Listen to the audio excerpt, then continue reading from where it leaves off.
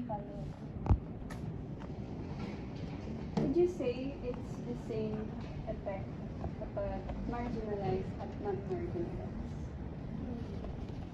I would say it won't have the same effect because the non-marginalized one will have more stigma surrounding them as a, which is different from the marginalized one because it's more common and people know it more. That's why it won't have the same amount of stigma as the non-marginalized one because it's more known. Okay, I agree with what you said. Doon nagtatapos ang ating agree or disagree. Sorry. At see. Kasi, ang word Englishes kasi, hindi natin pwedeng sabihin na mali to kasi incomplete. O kaya, mali ka kasi wrong grammar. Tama ba ang sabihin na wrong grammar? Tama ba? Hindi. Bakit? Hindi nga. Hindi siya complete eh. Ano? Kapasabi mo pa lang. Sabi nga ni Braj Culture, diba? Every variety of English is legitimate. So, hindi mo pwedeng sabihin, ay, mali ito kasi ang pangit ng pronunciation. Ay, mali ito kasi gumamit siya ng local language. Ay, mali ito kasi nag-code switch lang siya. So, dapat kapag tinitignan natin or naririnig natin for intercultural communication, we cannot say or we cannot define the word that is right or wrong when it comes to varieties of English. Kapag naman sa linguistic discrimination, yung pasok pa yun eh. Parang kapag Chinoy o Chinese English pala or Pinoy English, sasabi natin na o kaya gumagayagay yung boses natin yung pag-i-imitate sa kanila. Kunwari sa mga Indiano naman, bumababa yung boses natin. Parang ang way na pagsasalita natin is minamock din sila. Which is, hindi naman dapat, diba? So, doon rin pumapasok ang appropriation and appreciation. Kapag kasi nag-appropriate ka, you're pwede na kasi exploiting, pwedeng mocking, pwedeng hindi mo maintindihan tapos ginagamit mo pa rin. Hindi naman hindi siya pwedeng pumasok sa appreciation kasi sa appreciation we respect each other's culture. We understand each other's culture. That is why there is dialogue, diba? There is communication. Kaya naman, isa sa mga imperatives ng intercultural communication ay yung peace imperative. Yun ang peace for world peace, diba? Kasi we cannot achieve peace without communication. So, to explain our theme today, Miss Sarina. So, bakit nga ba Zootopia? Pwede ba patignan nung mga identification cards nyo? Sino dito yung mga prey? Tatas ka ng kamay, mga prey? Free editor pala. Oh, prey kayo. Ba't kayo nagpa-prey siya? Joke lang. So, yun. Sino naman yung mga predators? Roar! Isang roar nga dyan!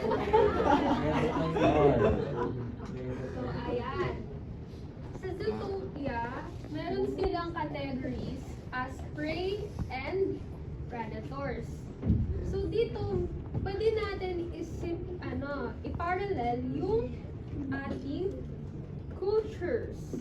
So, diba, iba't iba ang cultures natin? Sila din may iba't ibang cultures. May iba't ibang expectations and standards. So, sa tingin nyo, paano nagiging maganda yung buhay nila sa Zootopia? Paano nagkakaroon ng unity yung predators and yung prey? Kahit na, syempre, scientifically speaking, predators are hunters ng prey. So, sa tingin nyo, paano nagkakaroon ng unity sa Zootopia? Paano sila nakakapamuhay ng maayos?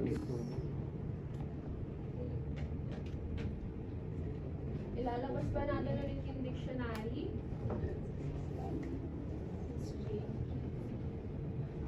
Nagkakaroon sila ng unity by respecting each other's differences. Kasi, for example, yung pag hindi na respeto ng predators yung culture ng mga prey, syempre, matik yun, magkakaroon ng gulo, kakainin ng predators yung mga prey. So, yung respect nila sa isa't isa, it goes both ways. And yun yung nagka-create ng peace and unity sa kanila. So, ayun, nagkakaroon daw ng understanding and respect. So, doon pumapasok ang intercultural communication. So, dahil sa intercultural communication, nagkakaroon din ng respect and understanding between different cultures. So, inalign namin ang Zootopia sa intercultural communication kasi may iba't ibang kultura yung species ng animals and kung ano man category nila. Pero dahil nagkakaroon sila ng unity, yung mga may mga prejudice and discriminations kasi doon. Naaalala niyo naman si Judy, di ba? Si Judy is nadi-discriminate siya dahil prey siya. Tapos yung work niya is police. And ang mga nakakasama niya doon is mga predators. So as the movie progresses, nakita natin na hindi lang pala predators ang pwedeng maging kontrabida.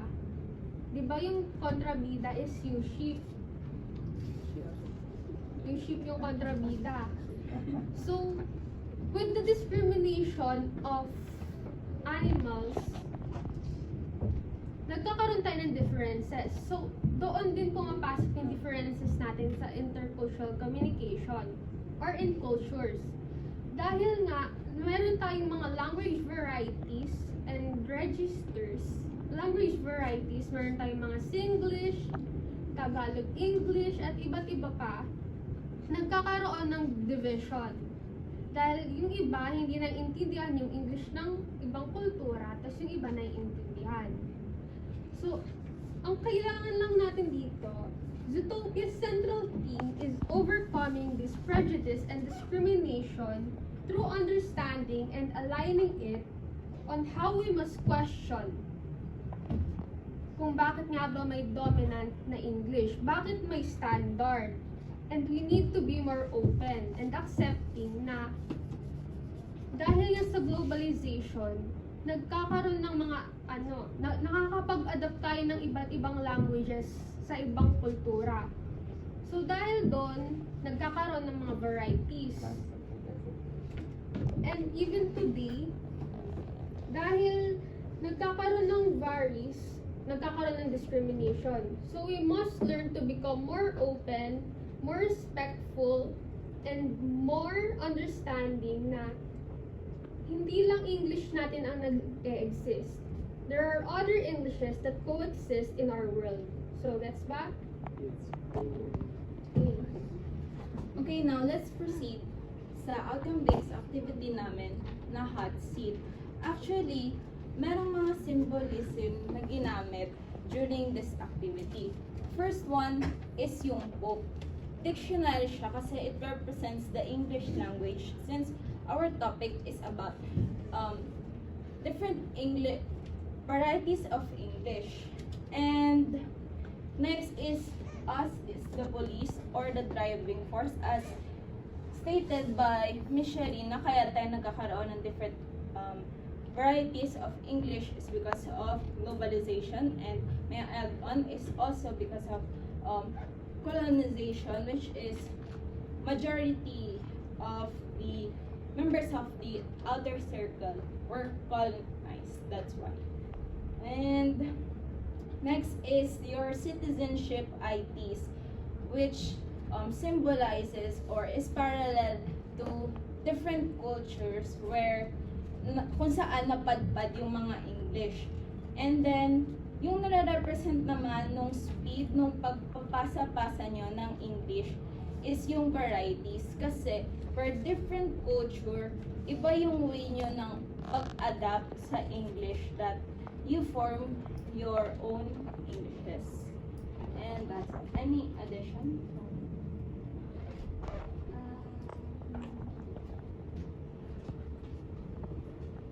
Okay. So, about surprises, Anyeta. Ito yung binibentang illegal ni Nick dun sa sa movie na Zulu. So, bibigyan namin kayo ng isang popsicle. Dahil nanalo kayong lahat today. Dahil intindihan niyo ang lesson natin. Doon po nagtatapos ang ating Thank you so much for attending. Kahit na mauna 15.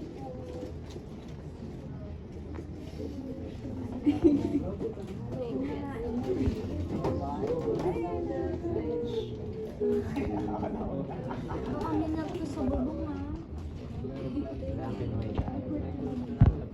Sure tayo.